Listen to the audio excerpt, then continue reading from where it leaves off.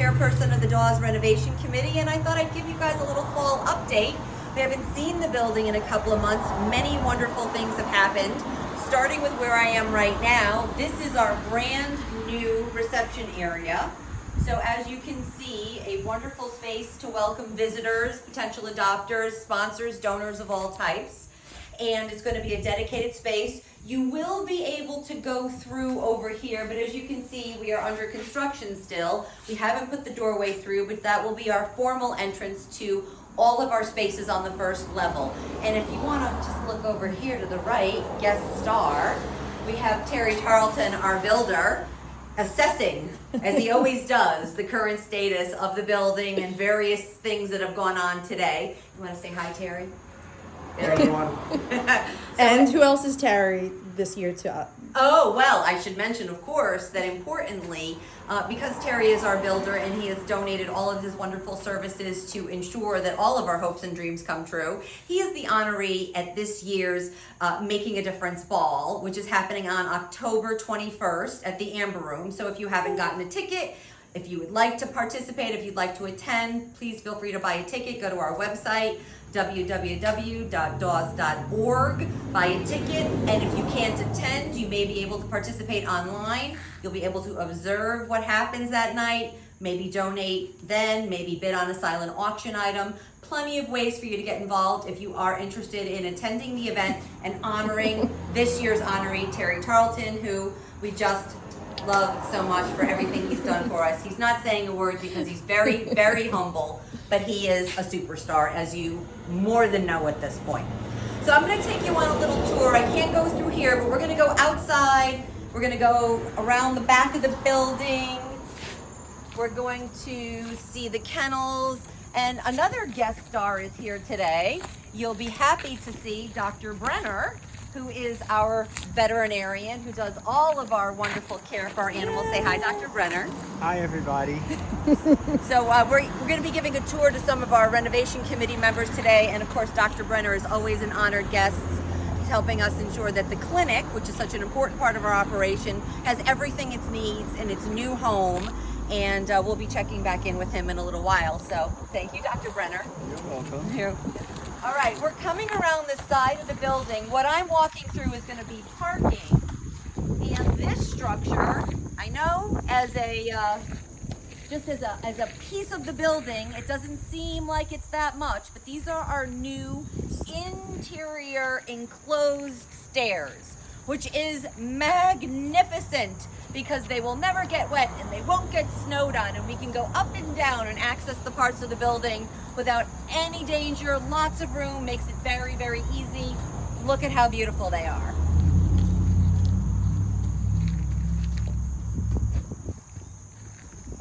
And then this will be our formal clinic entrance. So I showed you the administrative guest entrance, formal entrance. This is our clinic entrance so that our clinic team can bring in the patients and not really have to worry about getting in the way of other transactions that are happening, adoptions and visitors of other sorts.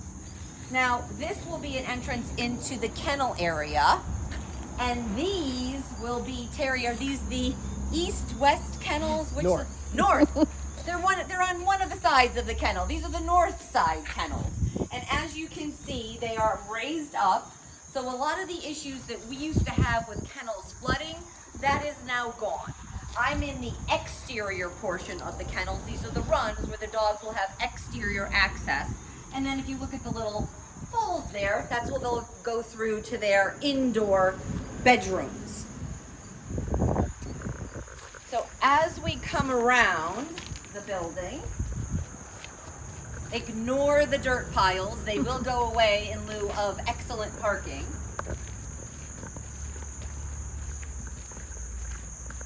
We're going to come into the kennel and you'll be able to see what it looks like right now. So, welcome. This is going to be the puppy room. So you may remember In prior updates, I mentioned that we will be able to house some puppies on site. So some of the older puppies will be able to be here, which is great. We were never able to do that before. So now we have a place for puppies. Again, we have interior kennel space. The kennel cages have not arrived. They will be installed independently. This will be our dedicated washroom, sponsored by Adam Broderick Salon. So thank you, Adam, so much for sponsoring us. We really appreciate it. And of course, we want to ensure that our dogs are not only well groomed, but have all of the treatments they may need for any skin-related issues, etc. This is going to be our washer-dryer space for doing laundry, etc. And then over here is food prep. So you can see in the current incarnation of the kennel, we've got a dedicated space for everything. And you'll also notice that I'm only on one half of the kennels. We have another side that can be accessed independently. So these kennels are separate from those kennels, which allows us to have a little bit of flexibility in how we keep the dogs, why we keep them, where we keep them. Those decisions can be made by our staff when the dogs arrive. So we're going to go on through and we're going to see our clinic space. So I'm going to just stand here and you'll notice that there are several rooms in our clinic. We have surgical space. Do you want me to go in? Sure. We have surgical space. We have exam space. This, for example, is an exam room. So when animals come in, they can be seen immediately by our vet or a member of our team. If you come this way, this is a treatment area. So you notice how large this area is. We'll have 2 treatment tables here. We'll have cabinetry, etc., whatever the doctor needs, as well as the rest of the veterinarian staff, to be able to provide the services that are necessary. I'm going to walk this way, and this will be our surgical suite. So a separate, dedicated, large, much larger surgical space than we had previously, which is fantastic. This room to my right is going to be where we're going to recover our cats. In our previous incarnation of the clinic, the cats and dogs were together in the same recovery space. And while cats and dogs can get along great, in most situations when they are recovering from surgery, it isn't ideal to have them together. So we've managed to get the cats separated from the dogs. That just makes all the animals happier. So I'm going to come on through here. And we are now on the cattery side of the building. So if you come this way, this room, another very special room which we're excited to have, this is a dedicated meet and greet room. So if somebody wants to come in and meet a cat or 2, this gives them a place to have a private encounter without other animals, without other people being around to meet their potential adopted cat. As we come through here, you'll notice that this room has a doorway. So the reason it has a doorway is because this is one of the rooms where cats will be housed, but if you go through that doorway, that'll be an exterior enclosure for the cats that is accessible not only in this room, but also the room I'm going to walk through, which is the second of the 2 cat rooms. So the cat rooms are where the cats live, and you can see that there is a second doorway there for them to go outside. So both sides will have access to exterior play for themselves. If I turn you around and we come through here, similar to the way the dogs have a core space with laundry and food prep and storage, this is that core space for the cats. So both rooms have access, so similar to the way both sides of the kennel have access to the core, in this way both rooms of the cat area have access into the core for whatever supplies and activities they need to do.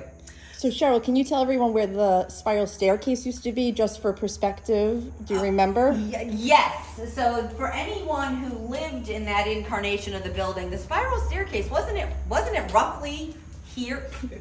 Here? See that framing right there? Oh yeah, right there. Yep. So if anyone ever tripped and fell on that spiral staircase, it's gone. We're considering repurposing it as an exterior cat tower so they can play on it. So we're thinking we may be able to squeeze it into the exterior enclosure.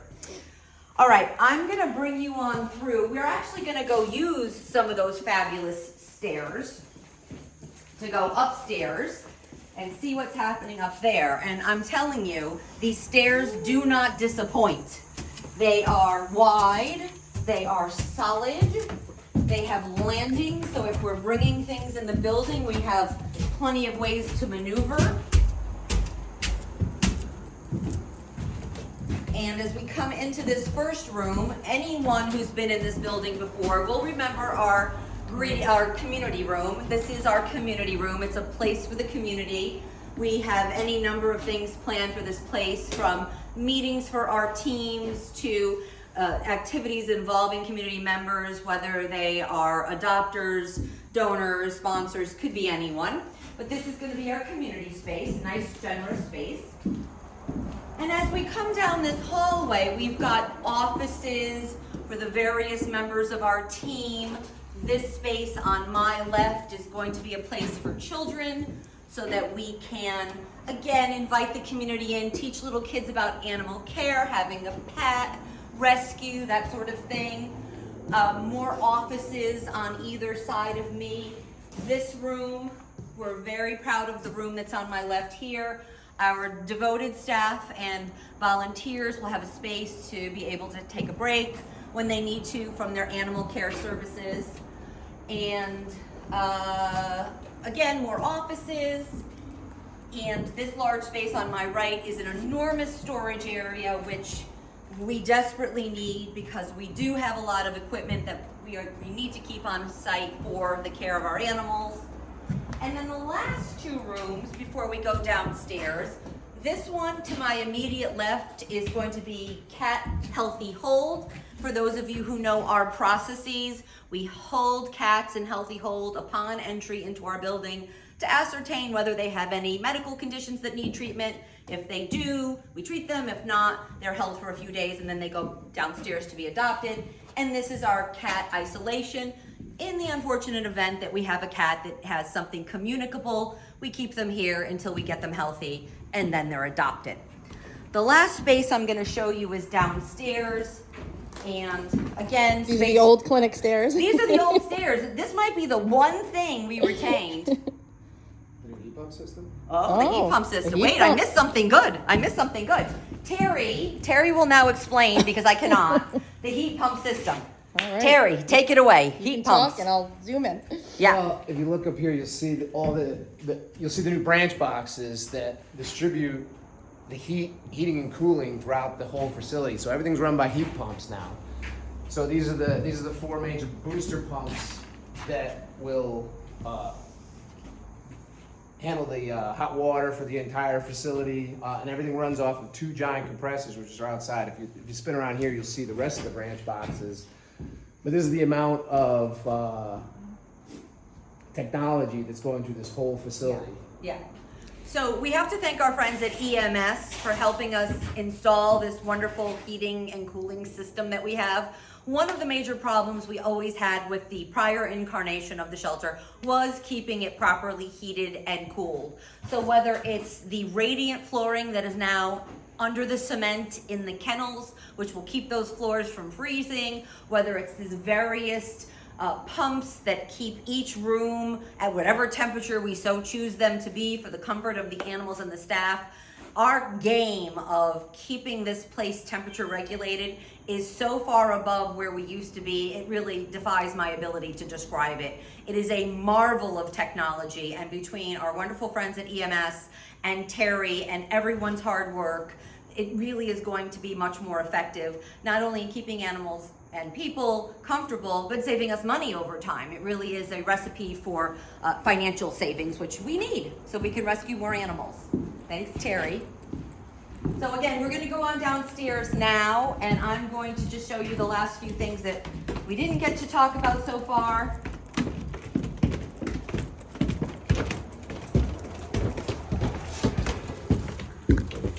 And I'm just gonna point to my right. You all have heard me talk about the area for foster. So the far end of this space is gonna be the foster office. The near end of this space is going to be where puppies that are coming in from foster to meet their prospective families or adult dogs will be able to be brought in here with their foster parents and their prospective adoptive parents. Hopefully a love connection is made and those animals go home.